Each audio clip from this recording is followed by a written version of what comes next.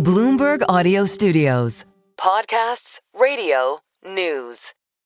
Panos, the way that I look at this is that this is the first generation of Amazon hardware that has your fingers on it, right? And as a place to start, could we talk a bit about the hardware innovation, the areas that you feel are most important here in this generation? Yeah, I think this is first, it's an incredible team that's building these products. And these products are designed from the silicon up. Quite literally, this is custom silicon built for the Alexa products. But there's also a focus right now on the sensing capabilities, from the camera to the microphones to just presence detection through Wi-Fi. It's really important because you can start enabling these proactive scenarios. The other thing is great sound. Like, Ed, is so important for our customers. Like, just filling your house with sound. I think sometimes we forget the emotion of music or how clear you want to have that conversation back and forth. So each one of these details is kind of thought through. These products are built from the ground up, but this team has just literally pushed through every detail. I think about this at a time where we are in a voice assistant or voice-based generative AI era, right? As you know, I have an Alexa device in almost every single room of my house. But when I think about the Gen AI tools which is that I'm cool, using, by the way. Right, it is. But here's the thing: the Gen AI tools that I'm using every single day, I go to my smartphone because it's on my person.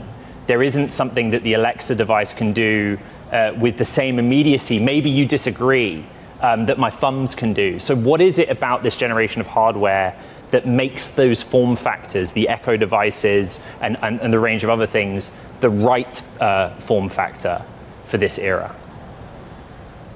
It's a good question. First, the new Alexa Plus is powered by AI, so it's LLM backed, if you will. So limitless knowledge, limitless understanding, and you can have any conversation. It's quite conversational. So when you talk about what you're typing into a phone, one of the things I like talking about is maybe even a little easier now, Ed, because you have all that kind of infra, you literally can just speak. I call it we as a team call it ambient AI. And we believe that your Echo devices right now, as you light them up with Alexa Plus, just have any conversation at any time. I think there's something quite powerful about that too, where a lot of times we take out our phone, we get distracted. I'm at the dinner table with my kids.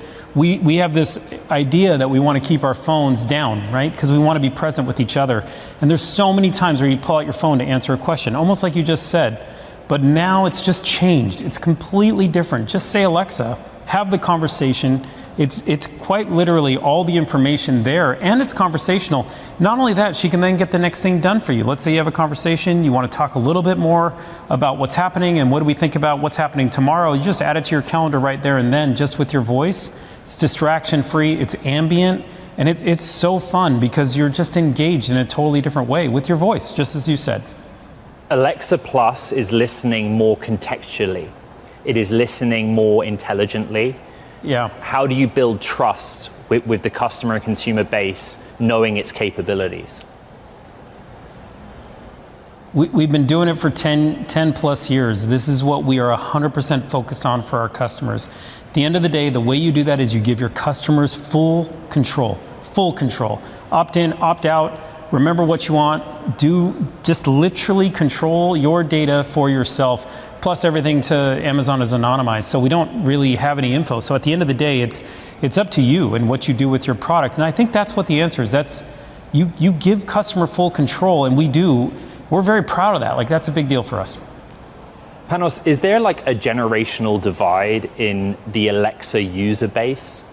And how does this generation of hardware change that? In other words, is there just a group of people in society that are going to come to AI-enabled devices for the first time here? And if so, for what reason? We do think so. Well, a couple of reasons. One, these are objects and they're beautiful. This matters. Like when you buy something, it's something you covet, something you wanted and you go after. Because it's so useful and it can get so much done for you and it has that depth of knowledge, we do think there's a whole new customer base coming in for Alexa to go use Alexa Plus. That's why these products were designed. And maybe to your first question, like thought all the way through, including how it fits in your home or how it fits in your apartment, where it just seamlessly fits in. And then with the beautiful sound that comes off of it, that elegance of just contextual understanding. Combine those things and you end up with a whole new category of device for people, which then leads you to a whole new customer set. I'm pretty pumped about it. Panos, Bloomberg's Mark Gurman has written, and it's based in part on a conversation with you, that Amazon's overhauling its devices to take on Apple in this AI era. Do you agree with that? I haven't seen it, Ed. Can I say that? Let me read that article. Here's what I'd say. We build our products for our customers and for people. My whole goal is quite simple. We want AI to be useful for people. End of story. And I think we're building devices to do just that. And I do believe they're beautiful. I think they fit in the home. I think they're so well thought through that when people use these devices, Ed, they're gonna love them. They're just gonna love them. This is something I just want people to get their hands on them.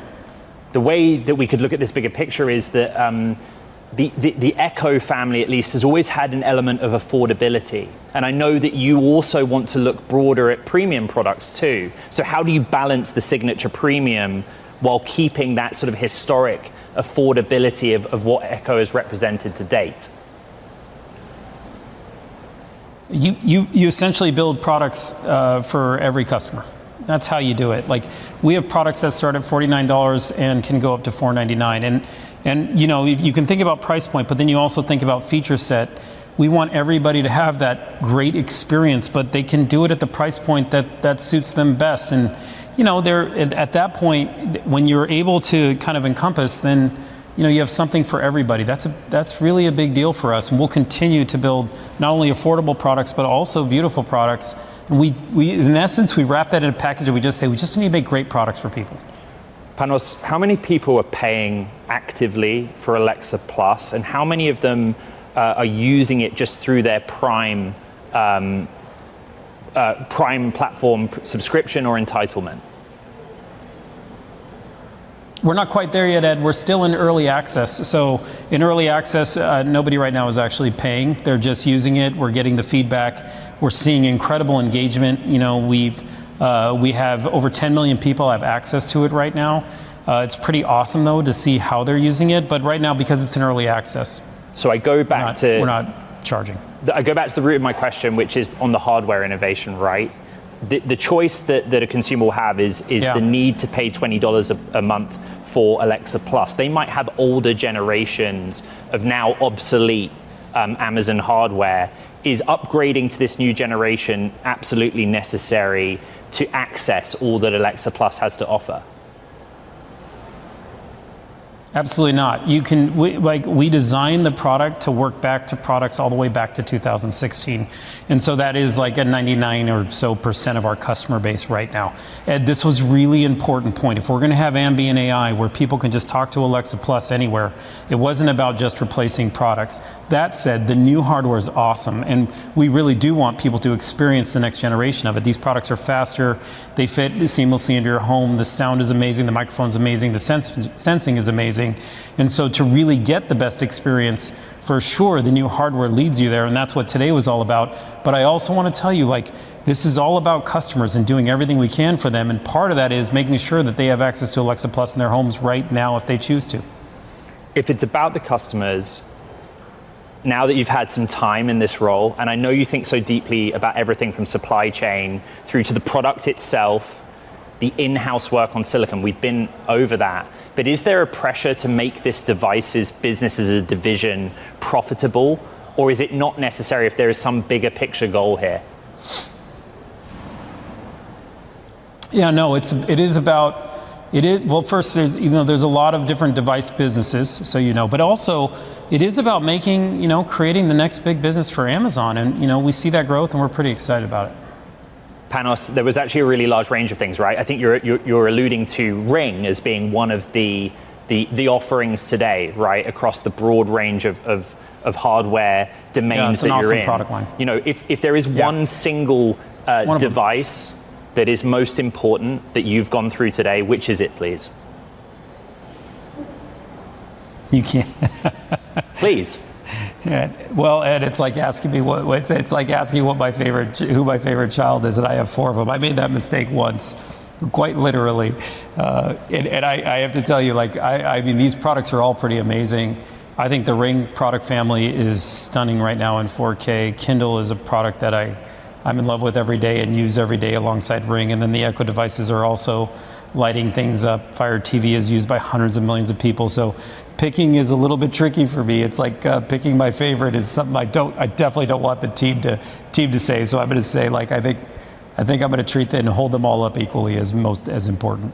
And really, it does come down to how they all connect together. So that's really does.